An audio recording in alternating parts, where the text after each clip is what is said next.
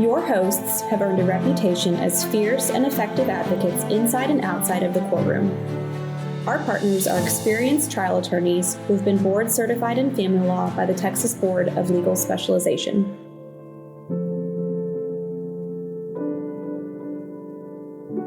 Thanks for tuning into For Better, Worse, or Divorce podcast. This is the podcast where we provide you tips and insight how to navigate divorce and child custody situations in the state of Texas. So I'm Jake Gilbreath. I'm with my partner, Brian Walters. And today we're going to talk about a recent Texas Supreme Court case called Stary v. Ethridge, and why we think this case is interesting and what it could mean for divorces and child custody cases in the state of Texas, particularly those involving family violence protective orders. So as a reminder, for those that don't know, the Texas Family Code allows for an applicant who's a victim of family violence or stalking to apply for what's called a protective order. And they have to show either that they're a victim of stalking, or they have to show the most common one that you see as a family violence protective order, where you show the court that family violence has occurred. We'll talk more about if we have time later on, we'll talk about the evolution of that statute and some recent changes. But a protective order can be a very important document. It's there for the protection, of course, of the applicant. It can order all sorts of things. For example, it's very common for a protective order to say that the person against the protective order is issued has to stay 200 yards away from the applicant or the applicant's children. There could be orders about communications, orders about somebody being ordered not to threaten or harass somebody. It can require batterers intervention courses. It actually does require that the person against a protective order is issued not possess or own firearms. Lots of different things that a protective order can do. It can be a very important document, one, for the protection of somebody, but then two, it does have an impact on litigation, has an impact on child custody situations. So let's talk about kind of background of this case, where Christine was the person against whom the application was made. Brady Ethridge, the father, had applied for a protective order. The protective order actually took place after the divorce. A lot of times you see protective orders filed, if they're going to be filed, while a divorce is pending or as part of a divorce, particularly if there's family violence has been the cause of the breakup of the marriage. But anyways, these folks divorced in 2018, and originally they, I believe, were joint managing conservators of their 3 children. So 2 years after they got divorced, and so they're living in 2 separate households, in 2020, the father asked for a protective order, saying that the mother had committed family violence, and I believe specifically family violence against the children. So there was a protective order hearing, and the judge conducted a trial.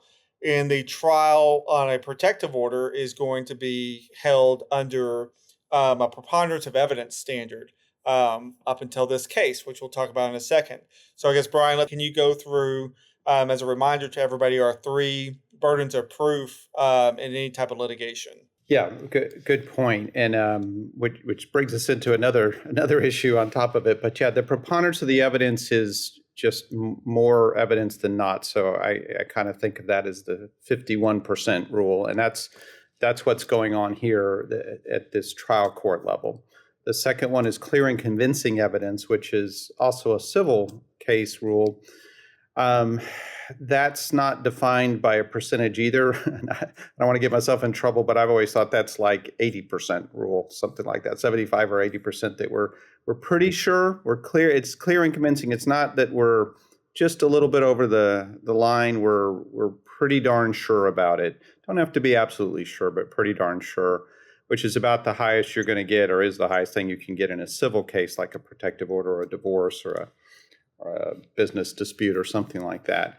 And the last one is beyond a reasonable doubt, which is the familiar one from a criminal case.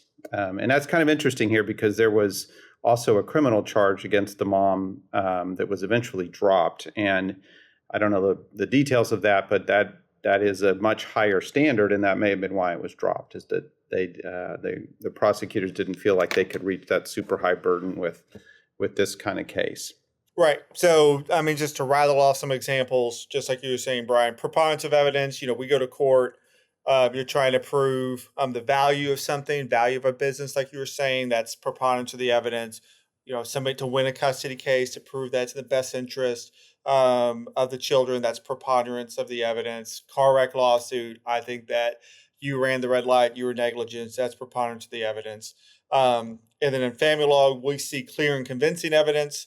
We've talked about this other podcast. Whenever we're trying to prove separate property, it's a heightened burden to prove separate property, and that's when we most commonly see clear and convincing evidence. At least in our practice, like you were saying, Brian, beyond a reasonable doubt, that's criminal, right? It's like you're going to jail for murder. It's because we've proved it for beyond a reasonable doubt. So what's important about the clear and convincing evidence is that in the family code, you also have to have clear and convincing evidence to lead to a termination of parental rights. Right? The family code does allow for either the state to come in through the Department of Family Protective Services or with an individual coming in and suing to terminate somebody's parental rights for various grounds, the most common being because of abuse of a child. The burden of proof, if you're going to terminate somebody's rights, is going to be clear and convincing evidence.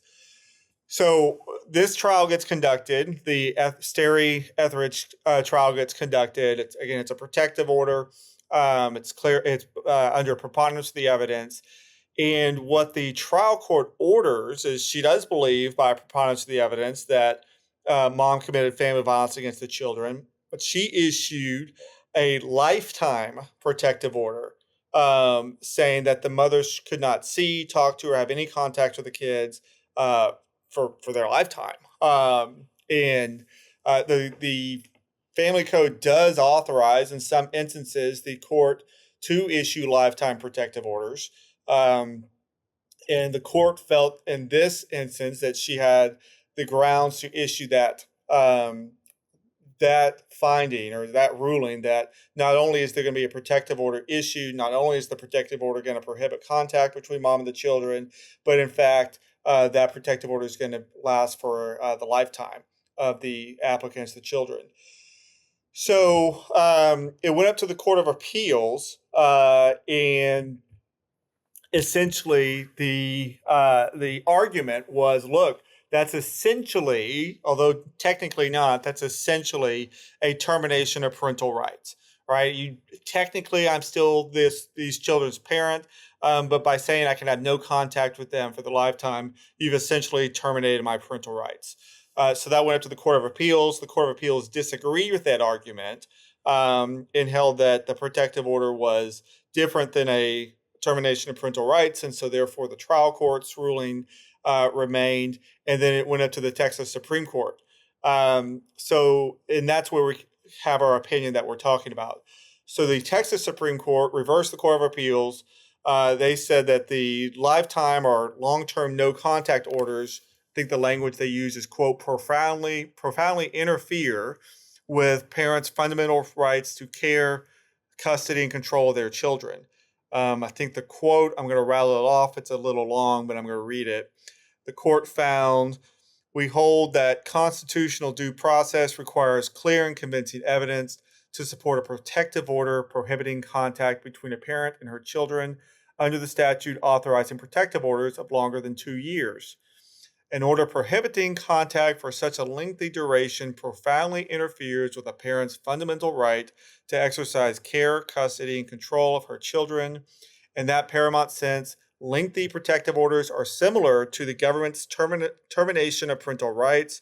Our court has required a heightened evidentiary burden as a matter of constitutional procedural due process principles in such cases. So, in sum, essentially what that means is that the trial court erred in applying a preponderance of the evidence standard, and if she was going to make such a ruling as to prohibit contact, for in this case for a lifetime, but the language from the Supreme Court is lengthy duration past 2 years. If that's going to be the case, then there's going to be a a heightened burden of clear and convincing evidence. And so the case got remanded, and I don't believe has been retried yet. Brian, do you know? Yeah, I'm not sure about that either. I certainly haven't seen a result of that. So maybe they settled it somehow or something like that. Yeah. And I believe the trial court that issued the protective order is no longer occupying that bench. And, which I guess for the appellant, the mother in this case would be good, right? It's otherwise you get reversed back to the same trial court, and the trial court would be told, well, you used the wrong burden of proof, clear and convincing evidence, and of course the trial court can go fine. Clear and convincing evidence. I'm going to do the same protective order. So it does sound like there will be another shot at it with a different judge for the mother in this case. And I think the other thing, Brian, that I've always thought is interesting, but I don't think has been addressed by the appellate courts is, could you have an argument to make a jury demand on this case? Because the family code doesn't authorize a jury trial on protective orders. But if you're essentially terminating my parental rights, would I be entitled to a jury? And I don't think that's addressed. Yeah, I mean, which is another question, which is that this was unusual in the sense that normally when you would seek a long-term protection for a child, you would normally do it through in this case, through the modification process rather than the protective order. I mean, you could do both, but typically you'd ask for the protective order, but you'd kind of go and deal with the family court or the modification part of it to deal with the nuts and bolts of visitation and possession and all that type of thing. And that's a good point, because in those type of cases, for them to issue a final order, you're right, in a modification, you have a jury trial rights, you're going to have the right to do discovery, all of those other kind of things that you don't have in a protective order, which is a very expedited process and simplified process. Yeah, I think some of it has to do with, correct me if I'm wrong, Brian, but this case originated out of Harris County, where the way Harris County does it is there is a court that handles protective orders. Most other counties, what you'll see is protective orders being heard by the same district judge that's making orders for child custody. And so, for example, if you're going to file, let's say you had this fact pattern happen in Travis County, then you would, like you were saying, Brian, you'd file a modification for the divorce decree. You'd probably go in and ask for a restraining order, an emergency restraining order before a temporary orders hearing. You may be asking for no access or supervised access. And then in conjunction with it, you'd be filing an application for protective orders saying the abuse that happened is actually family violence. And then that would all go in front of the trial court, who then would have, lots of tools at her disposal, I guess. And I think, like you were saying, Brian, in my experience, the court's going to reach for her SAPs or tools first, right? And I'm going to put in custody orders about possession, access, and supervision and requirements to move off. And maybe I'll do a protective order too, depending on the level of abuse. And there is, a line of cases talking about, when abuse rises to family violence or corporal punishment can rise to abuse or family violence. But I'm going to reach for my SAPs or tools first, and then maybe I'll have a protective order as well. But it's very common for a protective order to say in it, here, if a protective order is going to be issued for the protection of an adult applicant or protection of children, the most common thing that you'll see is it'll say, here's the protective order, and here's the rules about contact subject to whatever the court, whatever is done in the custody case. And I guess it's, just to put it bluntly, it sounds like it doesn't sound like the trial court in this case, who was just in charge of the protective order application. I don't know if this is a legal terminology, but essentially went bananas on with the protective order statute and essentially cut off any other really approach to handling the situation. I mean, the trial court essentially, who, if you went and tried to modify the divorce decree, essentially would be without jurisdiction to do anything, given that this district court issued a protective order. Yeah. And I do think that was a little bit of an unusual situation, not only because of the Harris County thing with their separate courts, but there was a judge at that time who's no longer, as you said, the judge there, who got appealed a lot. I'll say that diplomatically, and isn't there anymore. And partly a result of this situation, even Harris County now, as the protective order courts are in these type of cases, sometimes sending their protective orders over to where the SAPS or a divorce is because of this exact problem. It was always kind of a problem, but it became a real big problem for a couple of years there now. So, but now we know that, and I think it's, and the question then is, does that apply to SAPSers too? I think it does. It doesn't apply just to POs. So that is something that rarely but can happen is in a modification or divorce custody case. The court can say you're on basically permanent supervision or very, very limited or no contact. And I've always thought that was just preponderance of the evidence. And now it turns out that's not the case, thanks to this one. So that is a change and a protection for parents who might be under one of those kind of orders. I mean, I think it's a good discussion. Anytime you're talking about protective orders and supervision, I mean, there's lots of competing interests, and it's important to sort of consider them all. I mean, obviously, best interest of the children is paramount, but there are parental rights, right? I mean, it's in protection of children, protection of victims of family violence are extremely important. There's also due process considerations, no different than our criminal system, right? Obviously, the enforcement of laws in deterring and punishing crimes is of utmost importance, but people do have due process rights. And we also need to take that into consideration, and parents have due process rights. And it's important to remember, too, that protective orders can have and often do have very legitimate purposes and very legitimate applications. It is also the case that they are sometimes used strategically in litigation. It is also the case that there are sometimes false or embellished accusations made that can have really serious impact on the divorce, on a divorce or child custody situation. And I guess sort of on that end, Brian, I guess first of all, I guess let's spend a little bit of time talking about the new statute. So the protective order application in a somewhat related topic, the protective order statute changed recently. So can you talk a bit about the change? Actually, I looked it up, and I don't think that it's a direct change to this particular portion of it. There were some changes to it. It actually became easier to get a protective order because you used to have to prove two things, essentially, that there was family violence and that it was likely to occur again, which is a different issue than this one. You could find you could take away a parent's visitation rights with just one incident.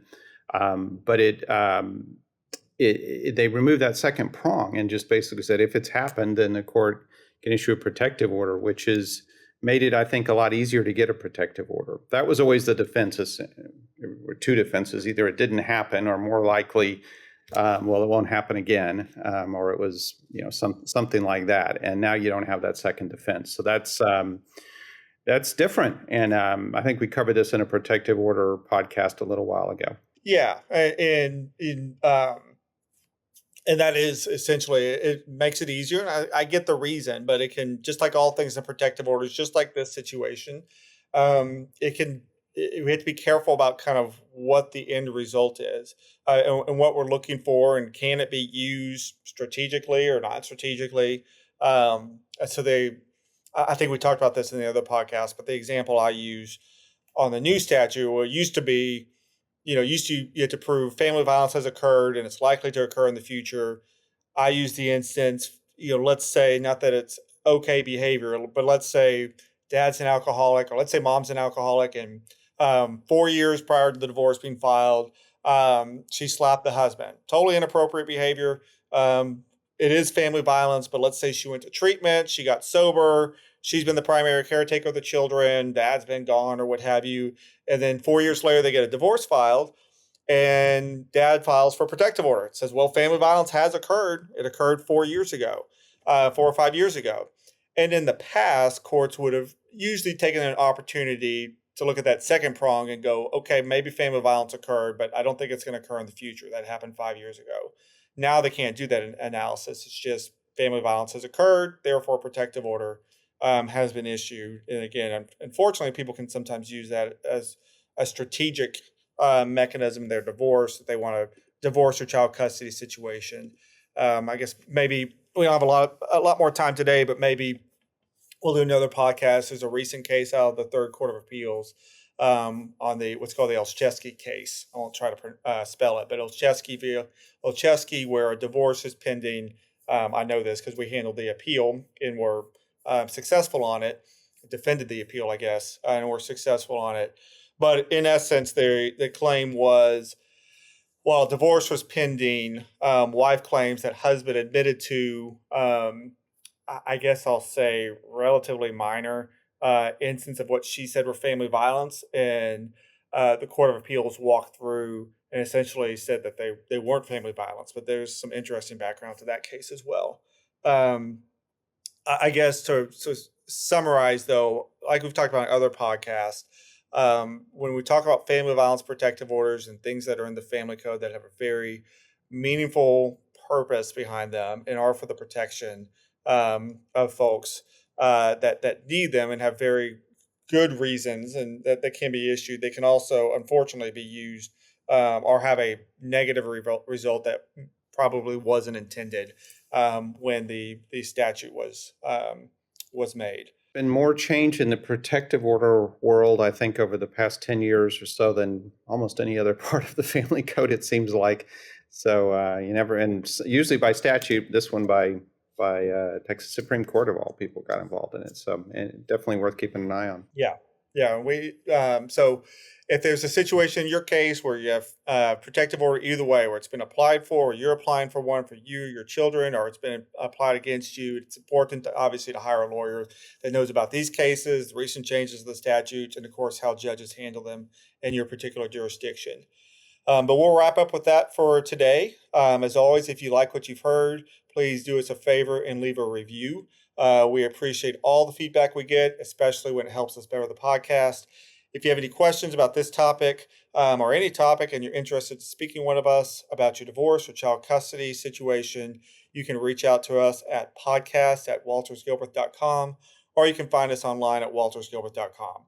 I'm Jake Gilbreath. I'm with my partner, Brian Walters, and thank you all for listening. For information about the topics covered in today's episode and more, you can visit our website at waltersgilbreath.com. Thanks for tuning in to today's episode of For Better, Worse, or Divorce, where we post new episodes every first and third Wednesday. Do you have a topic you want discussed or a question for our hosts? Email us at podcast@waltersgilbreath.com. Thanks for listening. Until next time.